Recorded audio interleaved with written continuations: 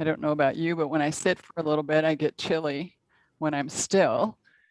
And then when I'm moving, of course, I don't feel the coolness very much at all. So it's not really cool today. We have a beautiful sunny day. Today is the day of San Juan, St. John's Day. And I had fireworks for half an hour from 12 midnight till 12:30 a.m. And so did Antonia. And so sleep was varied during the night. So let's find our seat and then take a moment thinking about that low back and the hips before we even center in. So for just a moment, I've got my legs propped up with my blocks. You decide what you need to keep yourself safe. I'm going to lean back a little bit, but I'm going to arch my spine forward. I'm going to lean back and arch my spine forward as if I were doing cat pose and seated. And then I'm going to come just to neutral. So I'm not going to do the other one. Okay, I'm going to lean back and press my spine forward.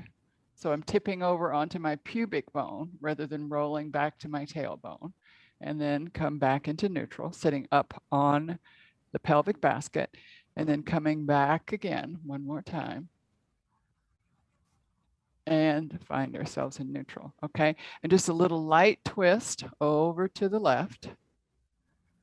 Take your gaze over to the right. Keep your face over to the right and take your gaze to the left. Face to the right, gaze to the left. This is good for your vagal nerve. Bring your gaze back to the left so you don't get dizzy. Back to the right, sorry. And then release the twist and just come back into neutral. And notice what happens in your head region. And then a little light twist over to the right side. Okay. And then take your gaze over to the left. Face, gaze, everything. And now keep your face to the left and gaze to the right. As far right as you can. Bring your gaze back to the left. And then release the twist and release your face to normal. Good. Okay. Just one thing with our arms. Shake them out. And then rest the palms down on your knees for a moment. Pull your belly in, lift your pelvic floor, and then let's begin to melt pelvic floor, belly, chest, back body, shoulders, and heavy arms. Good. So let's just try this seat for a moment and see how it feels. As we bring our hands back into the heart, with gratitude, we salute all the great yoga masters, past and present. With joy, we recognize the excellent wisdom teachings of yoga, Ayurveda, and with vigor, we dedicate ourselves to self-transforming practice. Capture what you need this morning for self-transformation.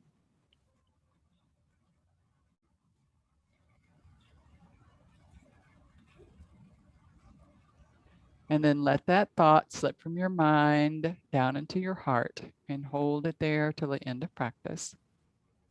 If you are where you can, please join me in one Om, exhaling the breath out and inhale to chant.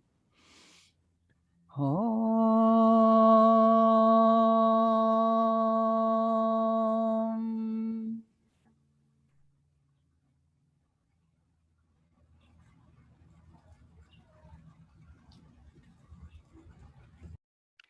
And then relaxing your hands again down to your legs for a moment. You can keep your palms down, just maintaining, containing your energy. When we do our meditation, we'll find this position for our hands. So for now, just sitting up nice and tall. So being aware of the breath, all three breaths for a moment. So let's do some abdominal breathing. So as we exhale, use your belly muscles, pull the belly to the spine, and then release your belly muscles, let the breath come in. Exhale, belly to spine, release muscles, breath comes in. Two more.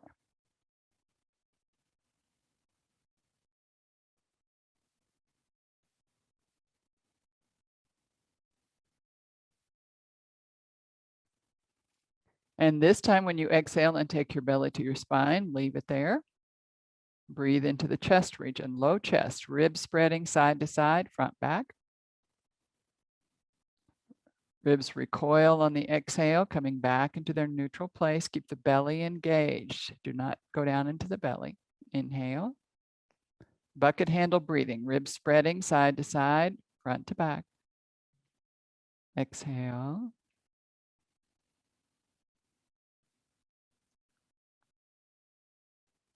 Following your breath pattern as the lungs spread the ribs, and exhale as the lungs let the ribs come back into their place. One more.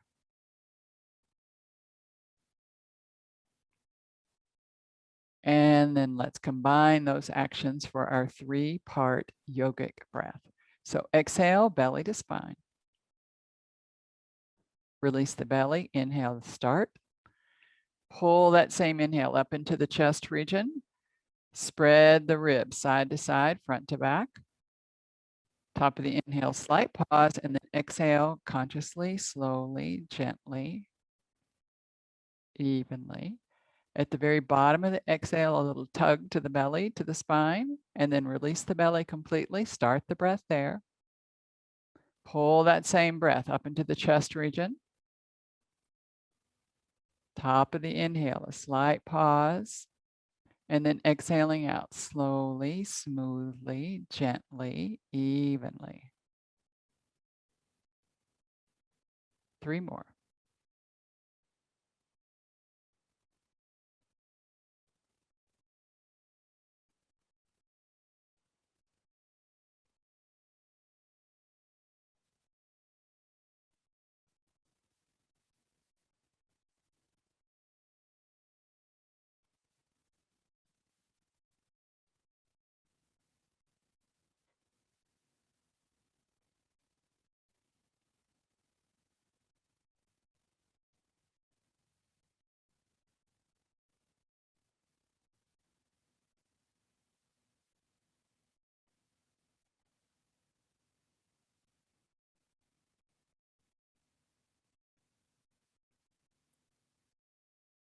And then falling back into your natural breath pattern. Good. So we're going to layer on to that breath, which is good and safe for everyone. We're going to layer on Nadi Shodhana, the cleansing of the energy channels left to right, solar to lunar, masculine, feminine, balancing out all of our chi, all of our pran, all of our energy in our body. So we're going to use the same yogic breath. You can put your right hand in Vishnu Mudra. That means you'll use your thumb for your right nostril, ring finger for your left nostril. You can prepare your arm and hand. If you don't want to do it, just leave your hands on your legs and imagine the breath coming in the right, out the left, in the left, out the right. So if you have any kind of shoulder injury or anything going on, do the breath today with your imagination. And for those of you who can and would like to, let's take our right hand, tuck in the index finger and the middle finger, or place them at the third eye, whichever is most comfortable for you. And then thumb, right nostril, ring finger, left nostril. I'll walk us through and make sure you're not collapsing your shoulder into your chest. So your arm is comfortable, shoulder is set and nice and comfortable. I'll walk you through a couple of rounds and then we'll peel off and you'll do it on your own. Full yogic breath. Closing off the right nostril, inhale left belly, then chest. Top of the inhale, we'll switch fingers, always at the top of the inhale. Exhale right.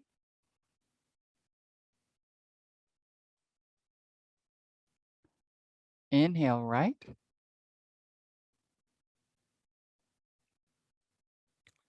Top of the inhale, switch fingers, exhale left.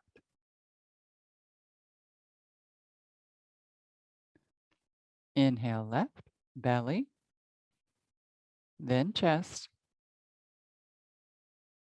Switch fingers, exhale right. Slow, smooth, gentle, even exhalation.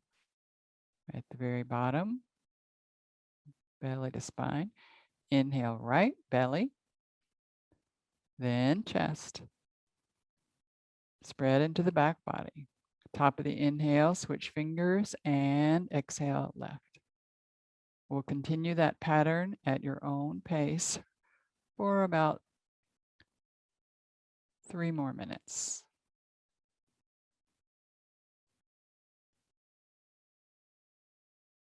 If your shoulder or arm gets tired, do it with your imagination and leave your hands on your legs.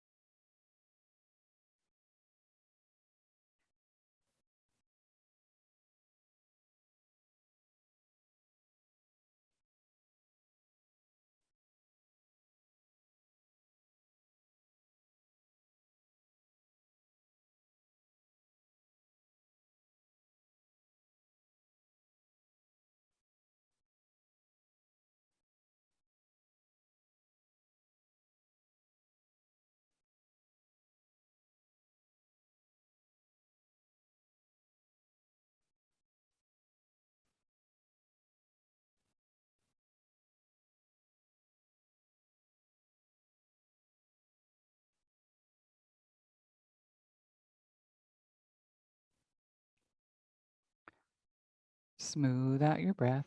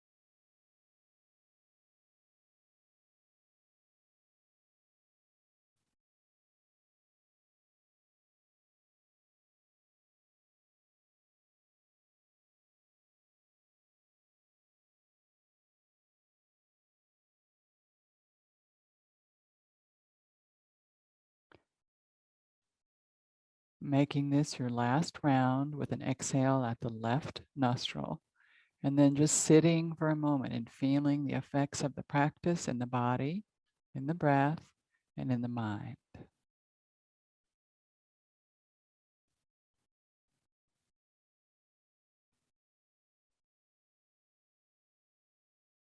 Letting your body be still and quiet.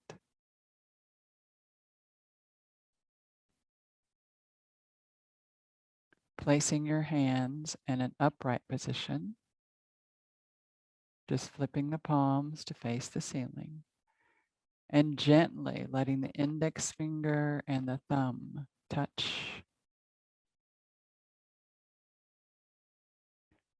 Try to relax the fingers and the thumb. Letting your breath become soft and shallow, just enough to sustain you.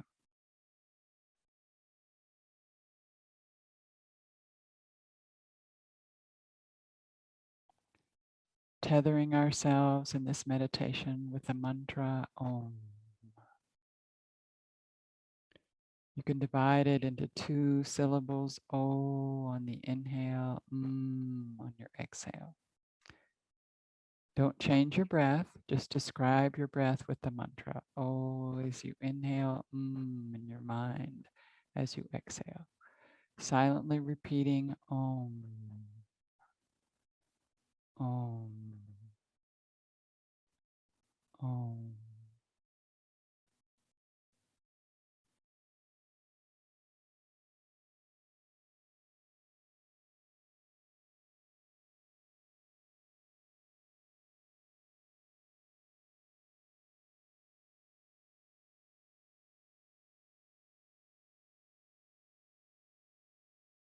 the mind starts to wander, bring it back gently, like a toddler, gently.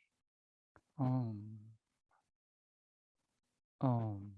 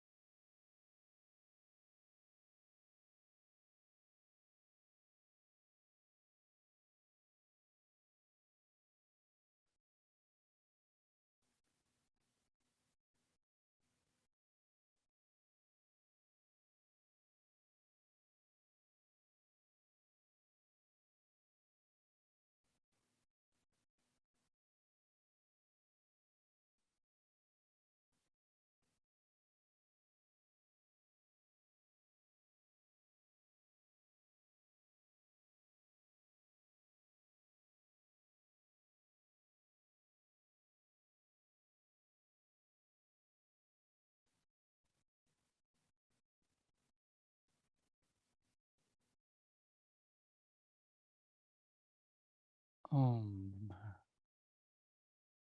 Om.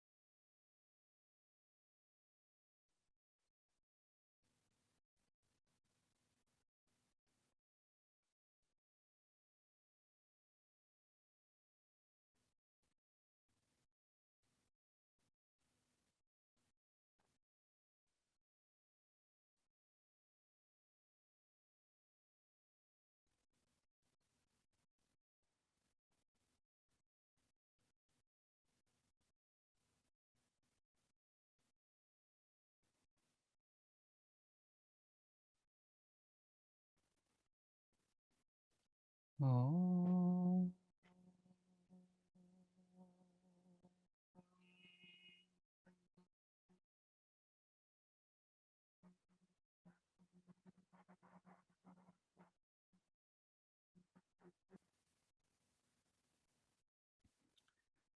Gently releasing the mudra, releasing the index finger and the thumb. Just turn your palms over one more time, placing them on your legs. Releasing the mantra and letting your eyes flutter open. And just take in the space around you with your senses. Any smells, the sights you see, what you might hear outside in the ambient. And just noticing your body in space for a moment, just being very aware of your body in space. So let's go ahead and lean over and open up, lean over to the left and open up to the right for just a minute. Just open your arm, open your shoulder, open everything, just kind of a little lean. And then come back. Same thing over, just lean to the right a little and just open up your shoulder, open up your upper body and come back. Good. And then again, placing both of your hands on your legs. Let's start to make some small circles, really tiny small circles. Mitzi's going to do asana with us today. Good. Both directions. Keep going. If it's small, the circles are small. Become aware of tailbone, sit bone, pubic bone, sit bone, tailbone, sit bone, pubic bone, sit bone. Go in the other direction. And now let the circle get a little bit bigger. Let your arms even get in it so that you're bending and letting your arms help you, but you're still not pulling or pushing. My arms could just be, but I'm making my circles bigger. And then other direction. Just waking up the heads of the femurs in the acetabulum, our hip socket. This is good for all of our whole body, the pranic energy and everything. And coming back and just kind of wiggle yourself side to side. Use your shoulders, use everything, just wiggle. And then be still for a moment. Pull your belly in, balanced on your pelvic floor. Good.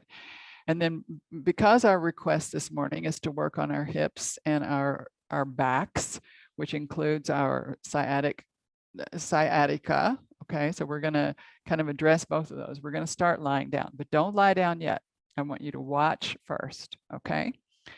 And let me grab bones and show you really briefly. So your low back is composed of everywhere that there are not ribs. So all the way down to here. Okay, and then this is your sacrum. This is the sacrum, it's fused. But this, all of your lumbar spine, we're going to work in that.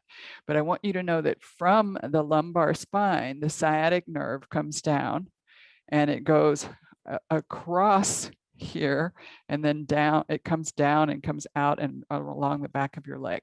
So it's the lumbar spine and the piriformis that comes all the way from here to here where it goes through, okay? And we need to work on that piriformis. It literally can go through it. So we're gonna come down. So watch for just a moment.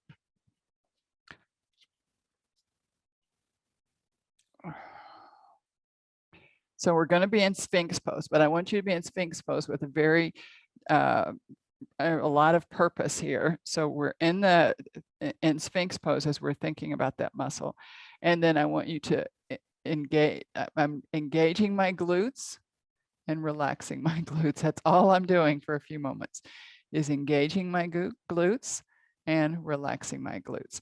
And so after I've done that, my feet are, my toes are touching, my heels are on the outside. Then I'm going to switch my feet and tuck them under and engage my glutes in the back of my legs and lift and lower. Okay, so come on down.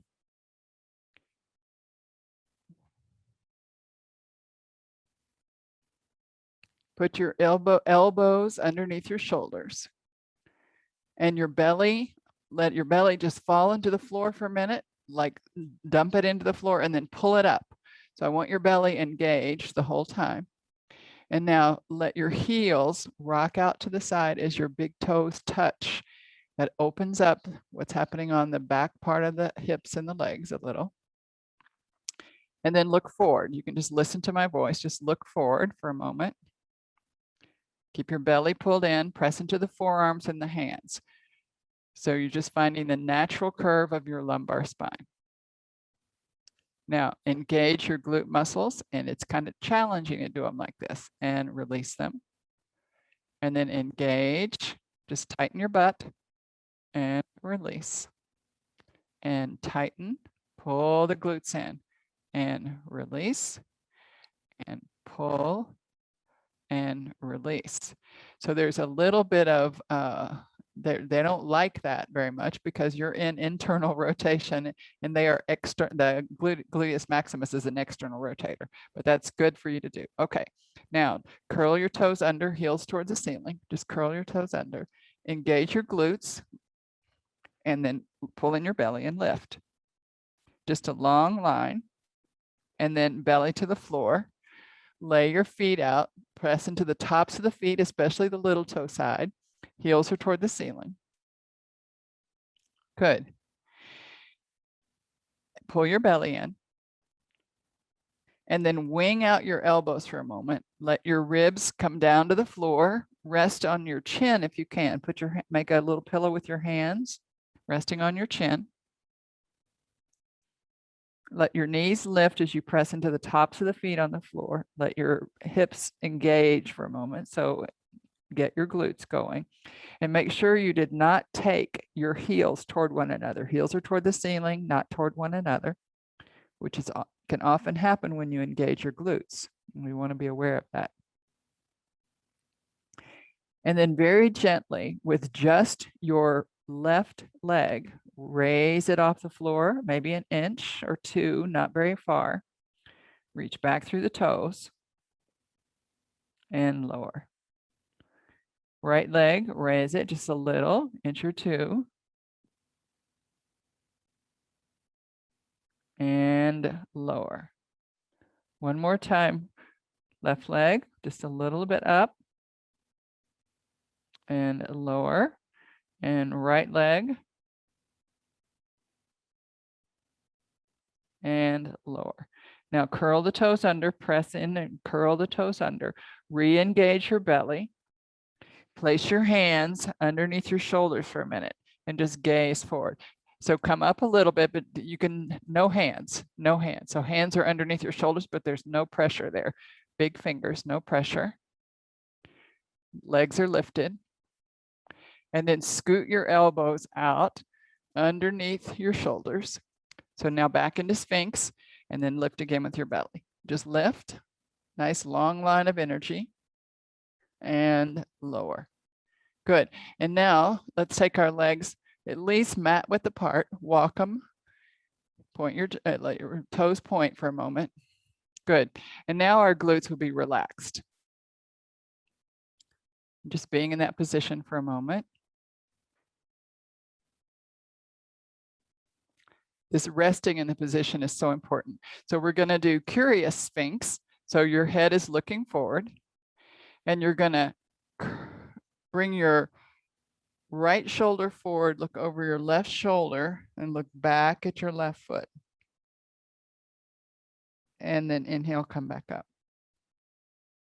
And then exhale, belly to spine, look over your right shoulder, look back at your right foot. And inhale. Good. Exhale. Going side to side. This twist is happening only in our upper back, upper shoulder, upper body. And back. And one more time to either side. Keep the belly in.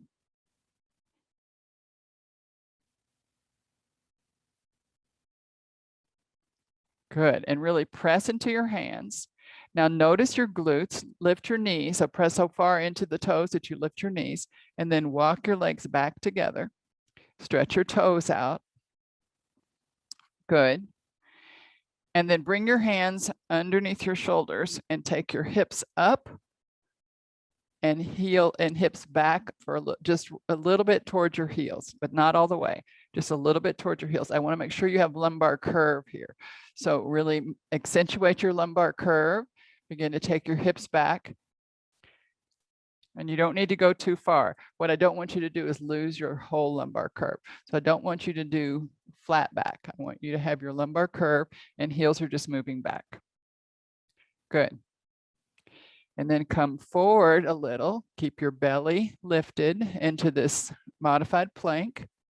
Good. Still have our lumbar curve. And back. Look at the floor rather than me if you can. And come forward. Keep the belly in. And back. Don't slump into your shoulders. And forward one more time. So you have your lumbar curve, but your belly is really in and you're strong in your arms. And back. Good. And then let's come into table. So I have to walk my knees a little closer, get them right underneath my hips, have to walk my hands back a little bit, get my wrist right underneath my shoulders. Good. Press into the tops of the feet on the floor and gaze down for a moment. Okay, so I want us to take a few breaths because this is the place for those that have sciatica, for those who have low back issues. This is the thing that we do that often we say feels good and is not good to do when you have low back issues. Okay, so we're going to do it very mindfully because I want you to watch or stop. So just watch for a moment. I'm going to press into the floor, and then I'm going to pull my belly in and start to round my spine. And as soon as I get to where I'm thinking that is too much, I'm going to come right back and find my lumbar curve. And I'm not going to accentuate a lot past that. I'm not going to do a whole cat pose. I'm just going to find out wherever my lumbar is comfortable. Okay, so let's do that. Looking at the floor. Begin to arch the spine, but little by little, pull the belly in. Let it come from the belly being pulled in. You can inhale. You can also just pause the breath for a moment after you inhale. Find your max, and then you can exhale and come back into neutral, just finding our neutral spot. Now relax your feet along the floor. Good. Now curl the toes under, and just feeling how engaging your legs differently means a difference too, because this will give us a tendency, curling our toes under will give us a tendency to have more of a pelvic tilt. So now come in, just to where you feel like, well, that's enough, too much. I'm going to go way past all the good stuff I just did with the curve. Find neutral, and then go back again. Good. So once you're done, now let's extend back the left leg. Just extend it back.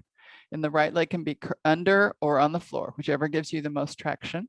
And then all you're going to do is lift the leg for a straight line. Press through the heel, look down, make sure your toes are headed toward the floor, not in or out. All 5 toward the floor. Good. And then release the leg. And then again, curled under or flat, whichever gives you the most traction, whichever you prefer. And then lifting the right leg back. Keep the leg straight. Look at the floor. Make sure that your toes are pointed toward the floor. There's no rotation. Good. And then lower the knee, both legs back. Okay. Now walk your knees back again to where we were, where we can find that plank with a long line of energy, belly pulled in, pressing the floor away, shoulders are strong. And then again, start to move the hips back, find your lumbar curve. Just press into where it's comfortable, but not too much. And then again, into modified plank. Don't slump in your shoulders, pull everything in. And again. One more time, pull in your belly. Breathe. Smile, it's beautiful, shoulders are strong. Good, and then start to pull back. And this time, separate your knees, bring your toes together as you walk your hands back, separate your knees, take your hips towards your heels with your knees separate, come down onto your forearm. And you can stay right here, looking forward into this little modified Kurmasana, modified frog pose, or you can wing your elbows out and make yourself a little pillow and rest your head on your pillow. So whichever is most comfortable on your forearms or looking forward. I'm not really inverting here. I sort of have my mool and my Vishuddha at the same level. And then let's look forward, everybody looking forward. If you were in Kurmasana, stay there. And if you were all the way forward, place your hands back out in front. We're going to slither into Sphinx one more time. We're going to slither all the way down into Sphinx. Good. Walk your legs back together. Lay your toes along the floor. Go ahead and point the toes. Wrist right underneath your shoulders. And then let your toes rock toward each other as your heels rock out.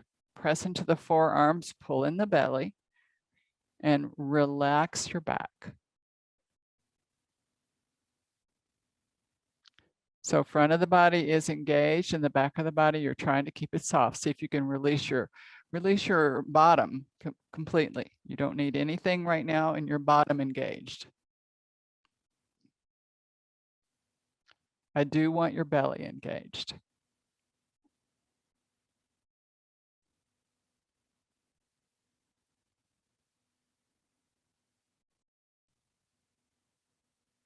Couple more breaths. Just breathe into the belly region and then breathe into the chest region and notice the difference. If you breathe into the belly, you let your low back go. If you breathe into the chest, you keep the low back stable with your belly muscles. So notice a difference here where it's relatively safe. And then re-engage the feet, tops of the feet on the floor, toes are pointed. Wing your elbows out and come all the way down. Forehead or chin to touch. Take the arms back beside you and rest your head to one side. So whichever side.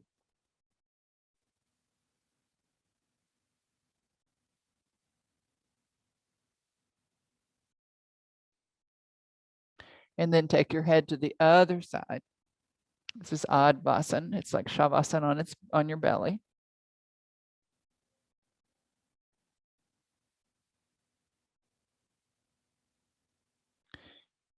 And then come back into neutral again. Bring your hands underneath your shoulders. Take your elbows underneath your shoulders now back into Sphinx. We're going to do just one more little thing. I want you to bend your legs, bend your knees, flex your feet. So the soles of the feet are toward the ceiling. Okay. And I don't want you to do, I want you to think about how this is going to feel before you just push in and do it. Okay. So right now, all I want you to do is raise your knee off the ground, maybe an inch or two. That's all. Nothing about kicking up, nothing about a big leg, nothing about bow pose. I just want you to raise the knee about an inch and lower. So left knee, think about it before you do it. Raise just the knee and lower. One more time, knee and lower. Okay. And now the right knee just raises a little and lower and raise up and lower. Try not to slump into your shoulders and raise up and lower. One last one. Good. And then relax your legs down again. Toes to touch, heels to rock out, bottom soft. Good. And if you're looking toward the screen and away, just turn your head to the other side like I have to do for a minute to make sure I'm not staying in one side only. Toes are touching, heels are out to the side, belly is in.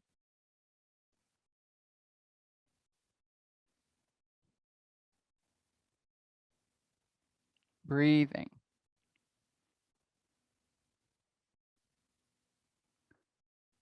Good. And then bring your hands again underneath your shoulders. Glue your elbows back beside you. Lift your upper body, shoulders rolling back and forth. And then pull the belly in and lift the legs just a little. Just a little. So you got your hands on the floor, your shoulders though are engaged. And you're just lifting a little bit in the back body. And lower. Toes to touch. Relax your belly for a second. Re-engage, belly engaged, toes are reaching. And one more time, just a little lift to the back body, shoulders are backing down, hands could come off the floor. Heels are toward the ceiling, they're not rolled in or out. Good, and lower. And take your hands back beside you, let your shoulders melt into the floor. Rest on one cheek to one side.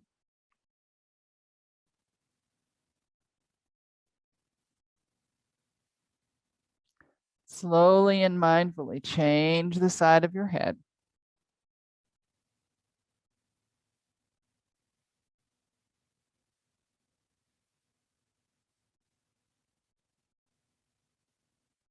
Good, and then come back into neutral.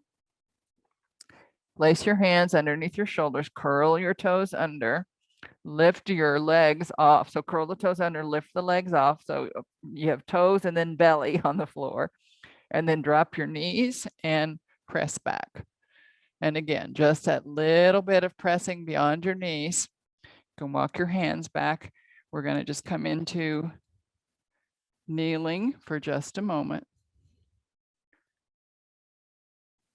And then keeping your body really stable and still. Keep your toes curled under. So this is, it could be called a modified camel, really, but I want us to do this from our shoulders and our thoracic. So take your arms and hands back behind you, interlace the fingers there. So elbows are bent, keep your hands close up for a second. Look forward, not toward the screen, look forward. Roll your shoulders way up and back. And then as you start to press them down, take your hands toward the floor, show your sternum to the ceiling. This is all happening in the thoracic spine where you have ribs. Your low back, you are just building on that already beautiful low back curve. And then on your next exhale, release the hands and sit on your heels.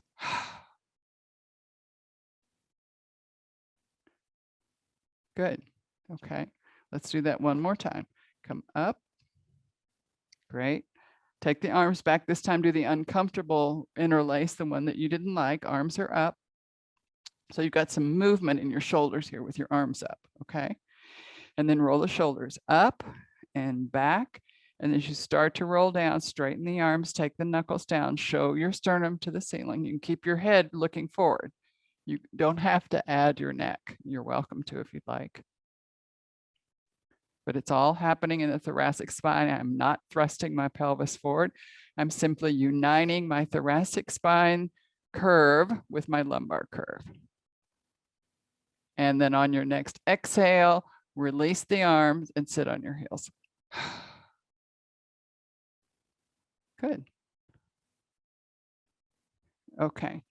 And then let's come, I'm not sure how I want you. Let's all, if you have a block, I want you to sit in Vajrasana, which means our feet and our knees are even. And I'm sitting on a block. So my knees and my feet are block width away. If I was sitting on my heels, they'd be right underneath me, but I'm sitting on a block, okay?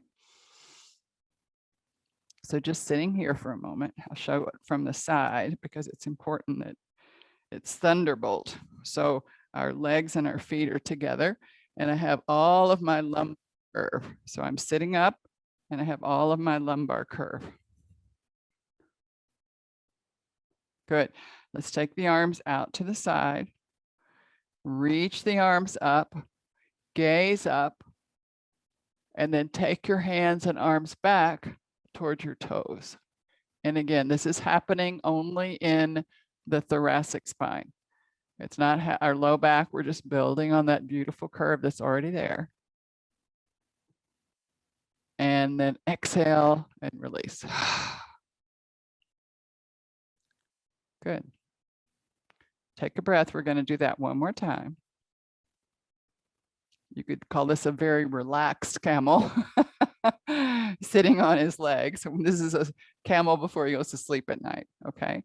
So let's roll the shoulders forward, roll the shoulders up, roll the shoulders back. And then as you begin to press the shoulders down, you can reach back, touch your hands somewhere close to your feet. You can take your gaze up a little bit forward or straight ahead. Our neck is an added accoutrement. We can also make the neck an extension of the lumbar for one big, beautiful reversed C curve. And then on your next exhale, we're going to release and sit up straight. Straight's a misnomer. There's no such thing as sitting straight, but sitting upright. How about that?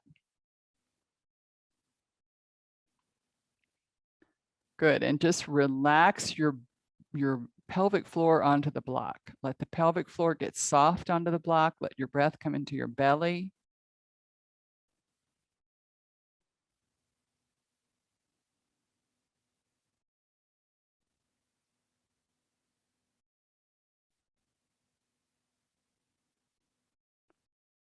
Good. And then I want you to think about inverting today, okay?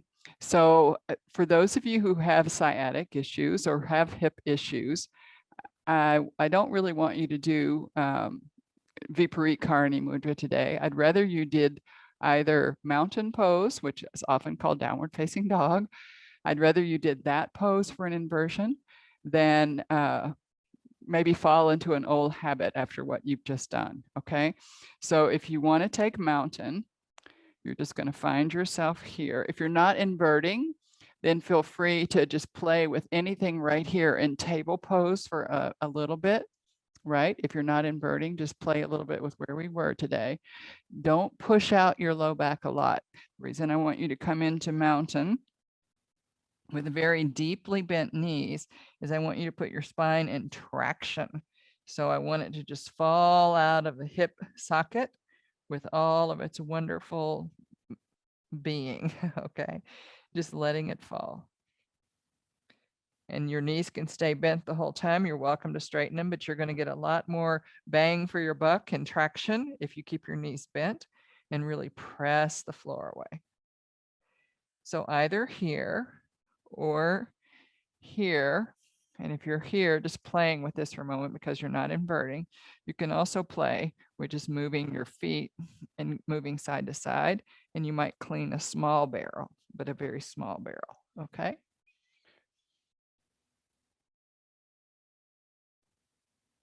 So if you're in an inversion, I want you to hold it for another couple minutes if you can. And you're always welcome to come down or come forward into plank. If you're here, you can come forward into plank for a minute, just not to be bored, drop to your knees and then come back.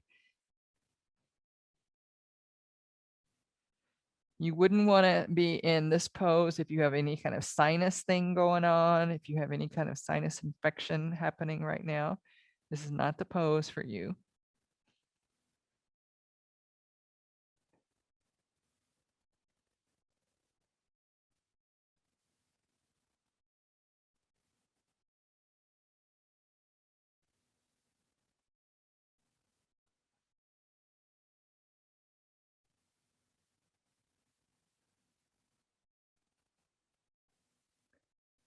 About 30 seconds more.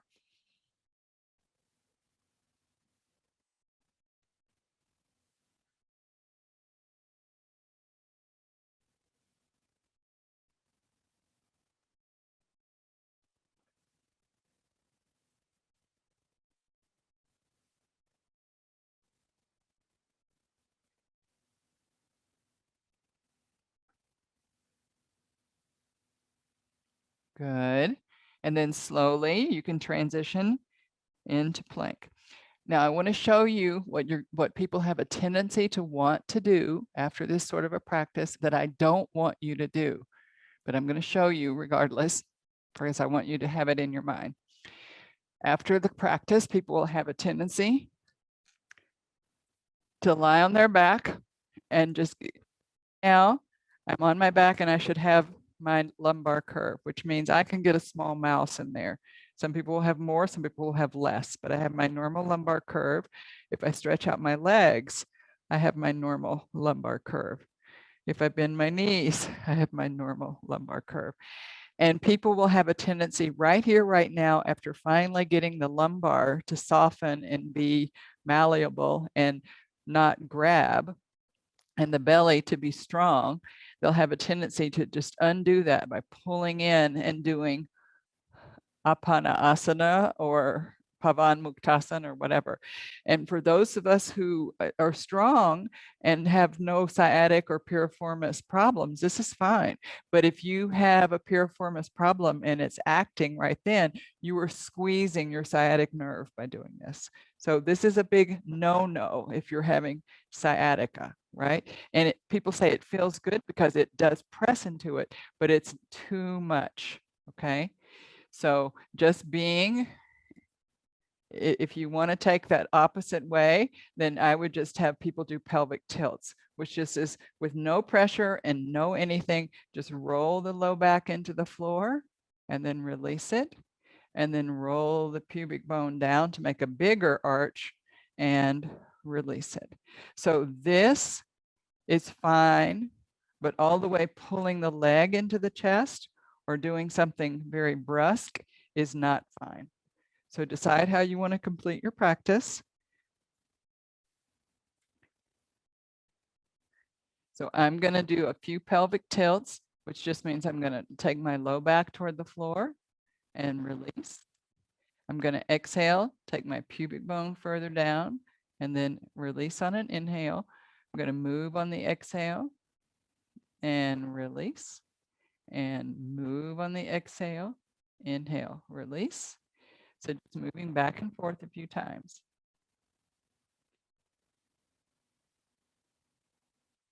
And if you don't have any sciatic and your low back is fine, feel free to do Pavan Muktasan, which is the leg into with the other leg extended, but only if that feels super good and healthy and you don't have an active sciatic issue right now, okay? Good. And then once you're done with either of those, let's meet just back here for just a moment. So everybody notice the difference between keeping your feet on the floor and knees bent and a little bit of your lumbar curve. You can take your bottom up, put it down, reach back, make sure you have a little bit of your lumbar curve and learn to lift your legs, keeping that lumbar curve. Just learn to lift your legs, pull your ribs in. Don't let your ribs jut out. Keep the ribs in, little lumbar curve, and legs are lifting. That means you're strengthening your quads.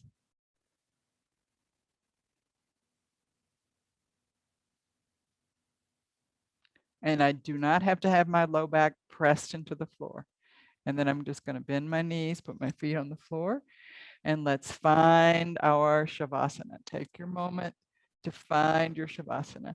So I'm still keeping my low back curve. I'm reaching out through my feet, flexing the feet, pointing the toes, flexing the feet, pointing the toes.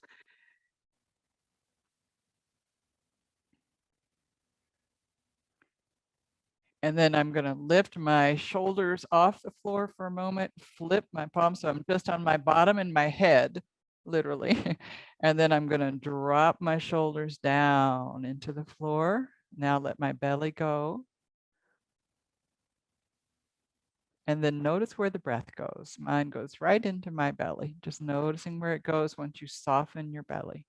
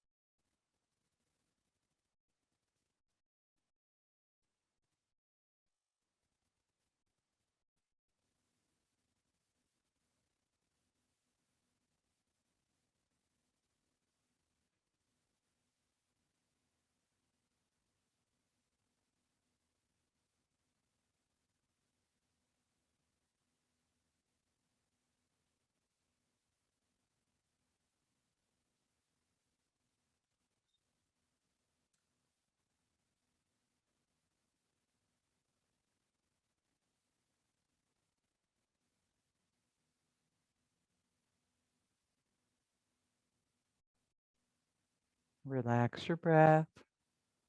Relax your belly.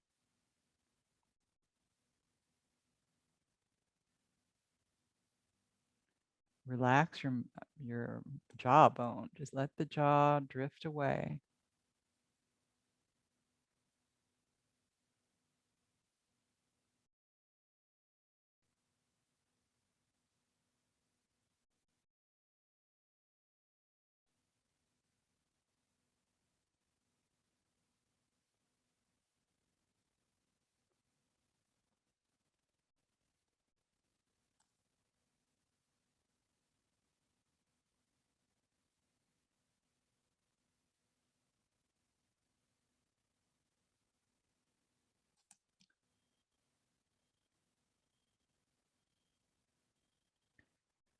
And then slowly bringing your awareness into the room. Just notice your room around you. The temperature, Any light coming in? Begin to wiggle your fingers and your toes. You might consider a nice big overhead stretch. Let your back arch off as you do that. Arch off the floor. And then bend your knees, put your feet on the floor. Bring your arms into your chest. Press your elbows into the floor and lift your hips and roll the hips over to one side and your knees to the other. And just find yourself rolled into embryo pose.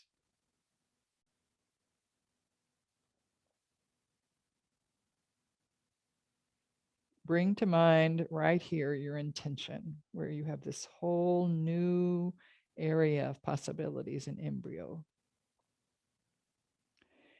And then using the hand of the upper arm, begin to press the floor away, keep the chin to the chest until you're all the way up.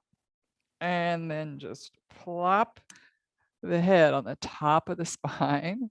Take your hands back into our receiving mode and just being still for a few more moments, letting our pranayama, dharana, concentration,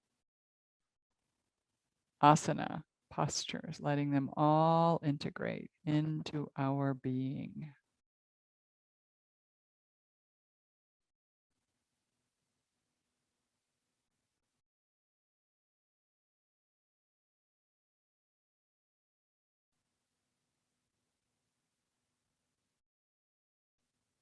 Bring the hands into the heart, Anjali Mudra. Any merit we may have earned in our diligent practice of yoga, we lift it up to the welfare of all sentient beings. Remembering your intention and symbolically letting it slip from your mind to your heart to your hands, and then lift it up and just let it go off into the universe. Bringing your hands gently and slowly back into the heart. Hari Om Tat Sat. Namaste.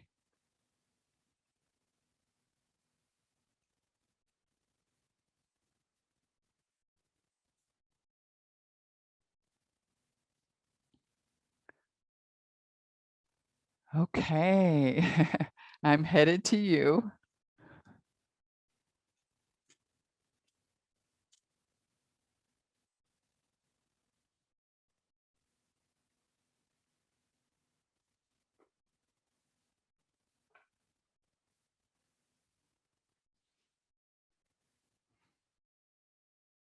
So let's see. You're very welcome, Michelle. Let's see.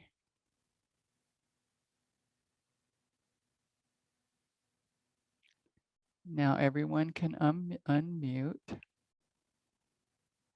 And let me get rid of this spotlight.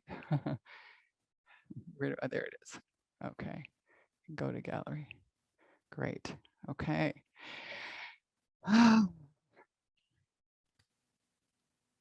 So how does your back feel? Does it feel good? Yeah. So hopefully back and hips, and we did shoulder work too. I didn't just think of the lower body, but hopefully everybody's feeling more liquidy. Could you say that about yourself now, that you feel a little bit more liquid? Good, good, good. Yeah, so the meditation this morning, it just felt really natural for me, for you to go, Amy, feels like everything is working together. Good. It felt like it just really smooth for you to go right from your Nadi Shodhana into the meditation without even telling you were moving into your meditation. I hope that was as smooth for you as it is the transition in my mind seemed to be telling me to offer. So yeah.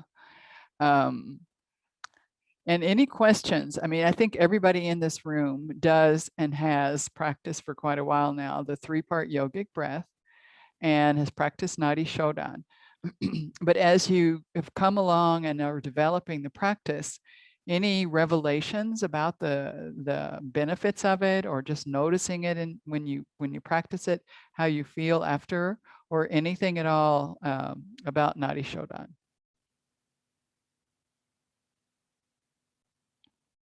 Nope, just working as normal. Okay. Well, I noticed for me in particular that it's super calming. And a lot of times I'll just do Nadi Shodhana by itself during the day if I need to calm down. Mm-hmm. Yeah, I find it very peaceful. How many of you, your arms get tired? No one? Just Cam a little. Yeah. And maybe some of the others of you who I can't see right now. But yeah, sometimes the arm gets tired, and I just find it's better just to either rest your arm, like put your other hand underneath the arm and hold it for a minute while you're doing it, or just drop the hand for a moment and just do it with your mind. And then, like after you get to the next round, bring it back and do it again. So I think doing it with your mind can also be very powerful. I think it can be very, very powerful.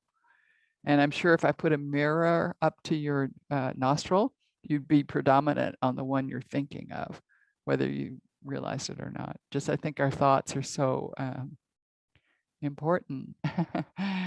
So how was the Om meditation for folks? Sometimes it's too simple and mind wanders more quickly. And sometimes it's just perfect. And it seems to be easy to focus on that little tiny syllable than anything that's bigger than that. Any thoughts about that?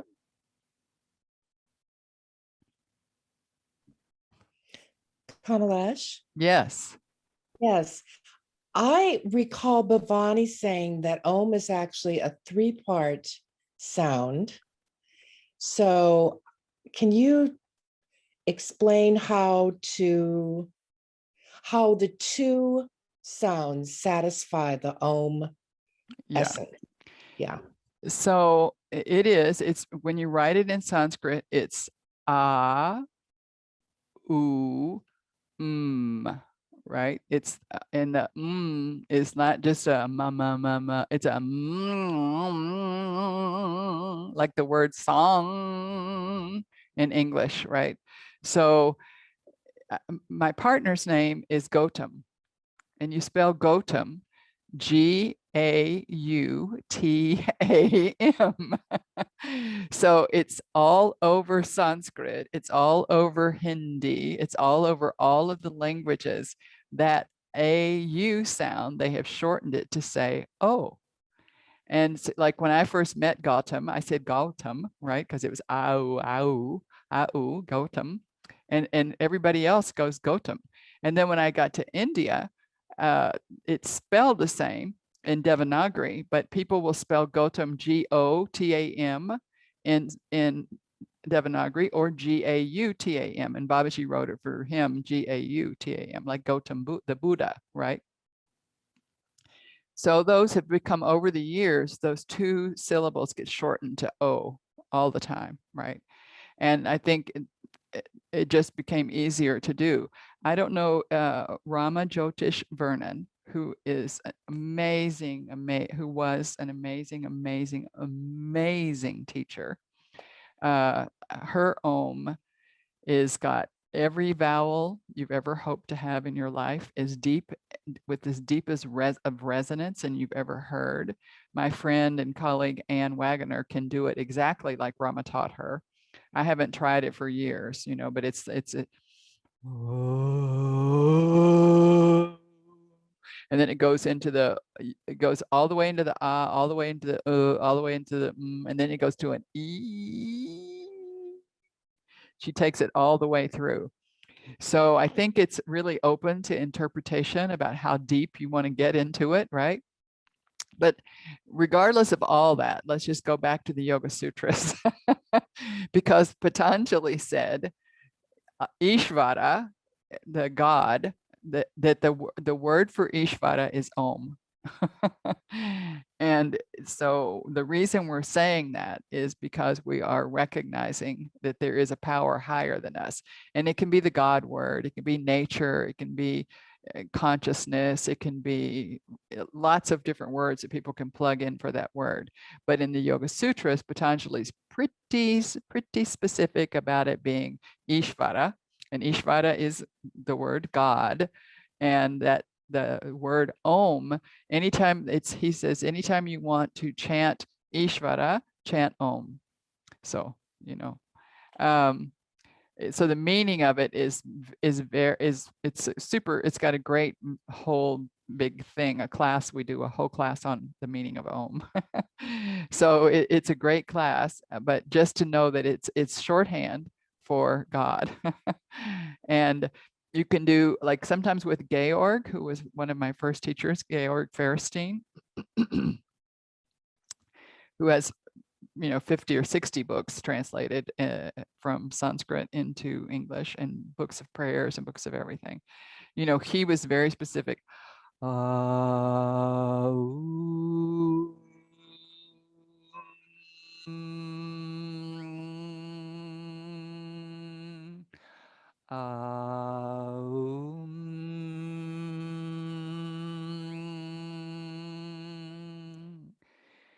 But I didn't hear anybody at Mount Madonna ever do it like that. So I always do my nasal part because I love that part of like feeling the vibration in my cribriform plate in my brain. And so I'm sure I always add that, but I often will just do the O instead of AU. And so, but it's good to know that all over India, they do O instead of AU. Yeah. Good. That was great. So anything else? Anyone else? We don't have to stay on the whole time. I have a 10 o'clock board meeting. Yeah, for those of you who don't know namaste, it's namaste, like we say namaste. It's namaste in Guatemala.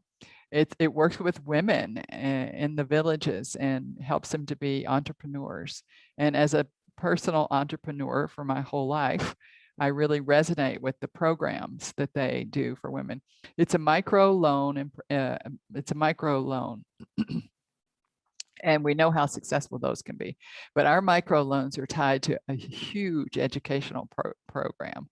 And so it's education about finance, education about planning, education about cost analysis, education how to take care of your family, education now about COVID, education about everything. And so the women who take their loans from us have a much better rate of success in their businesses. But COVID has been really, really hard for everybody. So anyway, I have that board meeting at 10, so I'd be thrilled to go and have an extra 5 minutes for breakfast. Yes, you. Hi, Kamalash. It's not a question. Maybe it's a question. I don't know whether it's a question, but it has been some time. I was trying to chant Om and also other bija sounds of the chakra, and I noticed that there is a strong vibration, healthy one, and strong vibration over the heart region. And if I constantly chant that like daily, my headache or migraine seems to be better, but that's just like by accident. I didn't know, and then I stop, and then that will come back a little bit more frequently, and then I pick it up again. I just feel again better. So I just feel that's very interesting because when you mention Om, that's included in the chakra. Right. And every Thank you. bija sound in the chakra ends with a right? They end with a like an M, but it's got the so it's not Ram, it's Ram, right? Not Bam, it's Bang. So you close your mouth at the end and it goes into your nose, but it's both of those sounds put together. And you're right, all of them, because of that nasal resonance, really work on congestion in the head region and Udana Vayu and Prana Vayu, which is the brain. Yeah. And of course, that would be stimulation to that area, which would make blood flow more easily. Makes total sense, both physiologically and of course, subtly, we definitely believe that it makes a lot of difference in what's happening in the head region. Yeah, good, excellent. Keep it up, because you're going to get a migraine if you don't.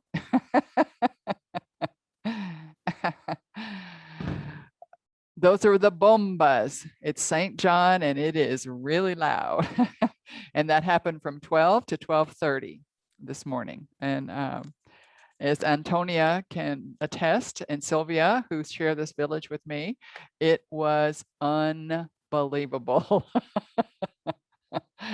Unbelievable. I mean, solid bombas and fireworks in the sky. And it's like, okay, I give up. And I thought of Antonia, like I'm in bed and I'm putting the pillow, I put my earplugs in, put my pillow over my head. It still hurt. It didn't do any good at all. Thinking of Antonia, who really doesn't like them. Okay, everyone. Thank you so much for coming to class this morning. Jolanta, just hang on a second and we'll set a time to talk. Okay. Thank you, everyone. I'm not going to close it. You have to leave yourself. Much love.